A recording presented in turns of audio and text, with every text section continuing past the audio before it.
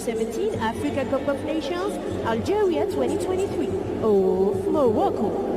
والآن الميداليات الفضية للفريق الذي احتل المركز الثاني في بطولة كأس الأمم الإفريقية لأقل من 17 سنة توتال إنرجيز الجزائر 2023 المنتخب الوطني المغربي.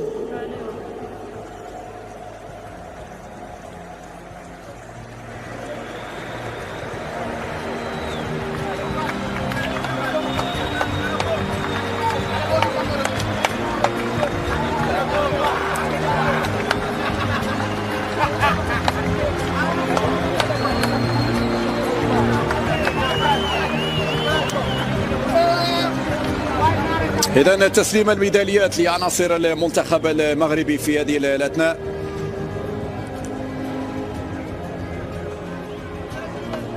لحظة تتويج كذلك وتكريم للعناصر الوطنية بالبطولة المميزة التي قدموها على مدار 3 أسابيع.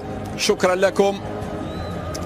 كذلك التشجيع من موتسيبي رئيس الاتحاد الافريقي لكرة القدم.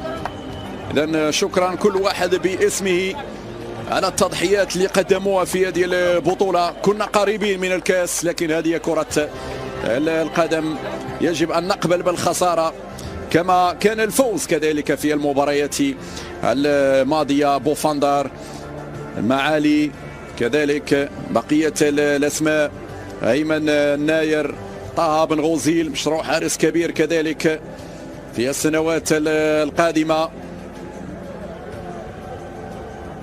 زال يتم تسليم الميداليات. الرافعي كان حاضر بالمناسبة في لقاء زامبيا الإدريسي، شلاغمو كذلك، بقية العناصر الأخرى.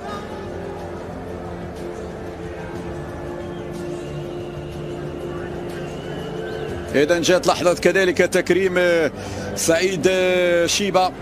برافو سعيد، كل التوفيق لك إن شاء الله في كأس العالم